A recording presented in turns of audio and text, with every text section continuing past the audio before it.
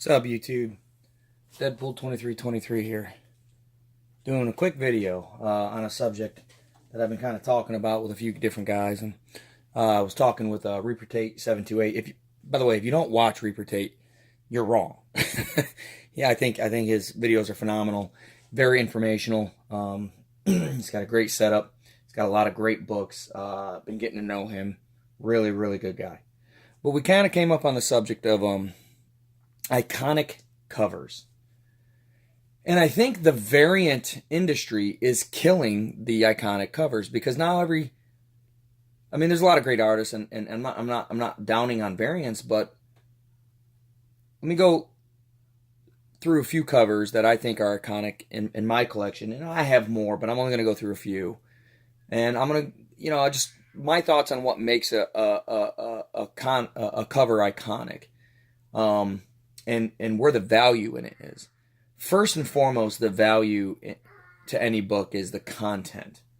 But the content alone doesn't always make the value there. Case in point. Avengers Annual number 10.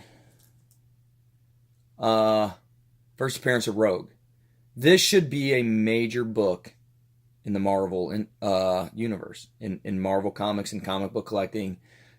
Rogue is one of the mainstay X-Men for the past 30 years at least. And this book, you can probably pick up a very high-grade copy for under $100. I've found them in dollar bins. You can find any book in a dollar bin on a lucky, but this book, low-grade copies are, $5. High-grade copies, $80. If you get a CGC 9.8, yeah, you're going to pay over 100, but anything CGC 9.8, everybody wants a premium. But the reason, in my opinion, this book is not worth that much is it's just not a presentable book. Who wants that cover on their wall? And look, I'm not trying to offend anybody, but I think that's why that book's not that expensive. That's my opinion. You take a look at this book. Marvel Secret Wars number 8. That's an iconic cover. Everybody knows it. There's been plenty of homages to it. Or homage, or however you want to say that word. Classic cover.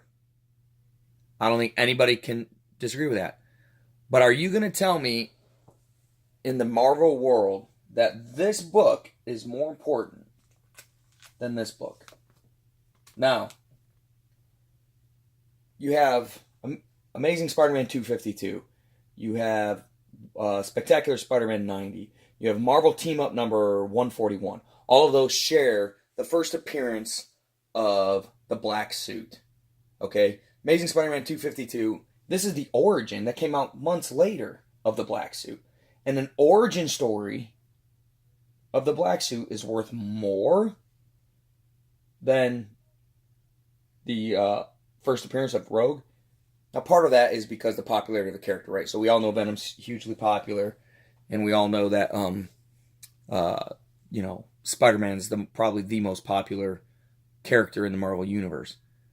Way more popular than Rogue. But I still can't believe an origin story is worth more value-wise than a first appearance of a major superhero. Villains kind of come and go, but superheroes, major superheroes, they don't. But these are just a couple books, and they're all kind of iconic for different reasons. And the value's there for different reasons. So there's an iconic cover right there. The Silver Surfer number 4, classic Thor versus Silver Surfer cover on the Rainbow Bridge. One of my favorite covers that I own, one of my favorite books that I own.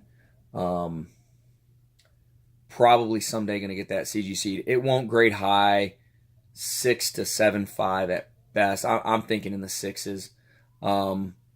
But I just want it slabbed so I can put it on my wall. I just love that book. But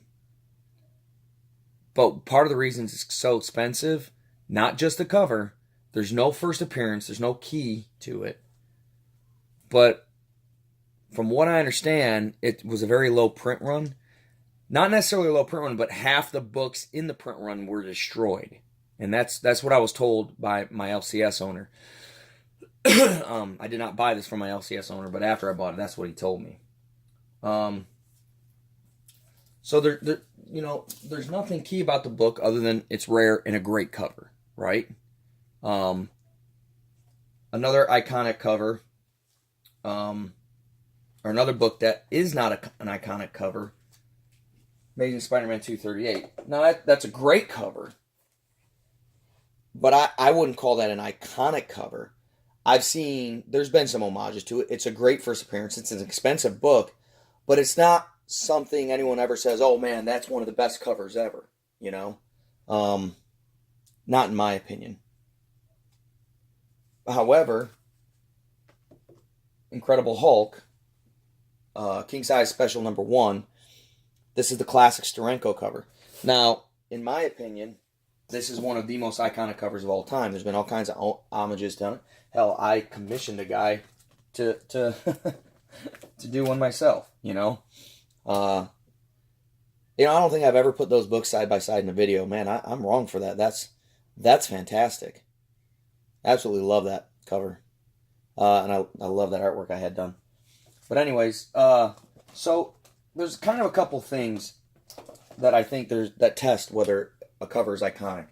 I think number one, does it pass the list test? And the list test to me is saying, what's your top 5 covers of all time? And if you were to ask 100 people or 10 people, if you were at a comic show or if you were at your LCS and you guys were having a conversation like all of us do, and you were to say, what's the best covers? What's your favorite covers? Would this cover come up? This cover will always come up. This cover does not. This cover always comes up. This cover does not. This cover comes up quite regularly. So, there's just, that's the first test. The second test to me, I like how that looks. The second test to me is the artist. Is it a classic artist? There's a lot of great artists, okay? But there are only a select few that make that Mount Rushmore. I mean, everybody knows the King Kirby, right? And then in the 70s and 60s, you had a couple guys, Steranko, Neil Adams. They made some iconic covers. Now, I'm not a big DC guy, so I don't have any of the DC, but some of Neil Adams' covers, I plan on eventually going after because I just think they're beautiful. I collect for a variety of reasons. I love collecting keys. I like collecting the runs of the books that I want to read. I love Silver Age. I'm not really a DC guy. I'm mostly Marvel, but the Neil Adams, some of the Neil Adams covers are just phenomenal. And when I have a chance to pick some of them up, I will. But so I think the artist matters. One of the more recent ones, and this is probably my era's greatest artist, even though I have trouble with some of his stuff, but Amazing Spider-Man 300. And that's an iconic cover. It has been copied time and time and time and time again. It's simplistic. It's not a very, very terribly difficult concept. I mean, if you compare that to Steranko's work, and I apologize for the low grade, I really want to get a higher grade, but Steranko's work is a lot more intricate. This one is a lot more simplistic. Now, I say simplistic, not like I could draw it. I couldn't draw it in a million years. And this is one of the images that I mean, I love the way McFarlane draws Spider-Man. I love Romita. I love McFarlane. But I really believe this is one of the last true iconic covers. And you may not see any iconic covers in the future. You'll see a lot of great homages. I'll say a book I don't have, the Jock 880 Joker cover. I think that's an iconic cover. They've already done some homages to it. I think that's a fantastic cover. One of the best covers I've ever seen. But I really believe the artist matters. I think they have to be a big name artist. I think they can make their name based on a cover, but they have to continue to go on and do stuff. I think Adam Hughes's Catwoman, where she's in the mugshot there, I think that's an iconic cover. I also think Adam Hughes has another iconic cover, the Wonder Woman 184 cover, which I actually have. I didn't pull it out, but I just think that all these variants are stopping these big artists. I think we're missing out on some great opportunities for iconic covers.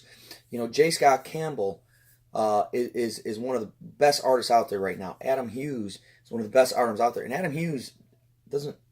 I don't know that the variants are what drive him, but he does all kinds of great covers. But to be iconic, I think the book, there has to be something about the cover and the artist, and then if the book has something special, that's just an add-on. I don't think the book has to have anything special. I mean, this obviously, First Appearance of Venom is got everything.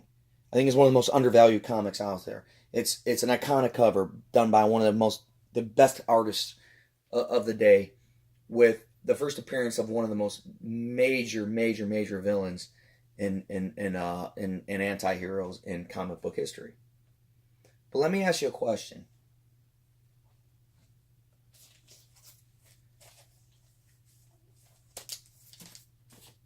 What would you pay more for? Which book? Which book would you pay more for? And that's a great question, because they're close in price. Now, this book has rarity. This book has age. You can make an argument over which cover you like more. Personally, I like the Silver Surfer a little bit more, but I'm an older book kind of guy.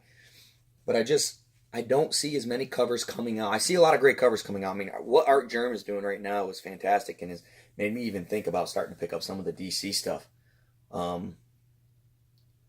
But I just, I don't see as many iconic covers coming out right now. And I wonder if it's the variants. I'm not saying it is. I'm not accusing variants, and there's nothing wrong with variants. I like occasionally picking up a variant cover. I do agree with Reaper Tate that I believe if you're looking for a long-term investment, variants are a waste of money. But if you collect for money, you wouldn't, you're flipping them anyways. So I don't think you're looking at long-term investments with variants. I think people who buy variants because they like them and they want to collect them. And I always say collect what you love and don't apologize for it. And I believe that. I've been known to buy some variants. You look at my videos, you'll see some variants.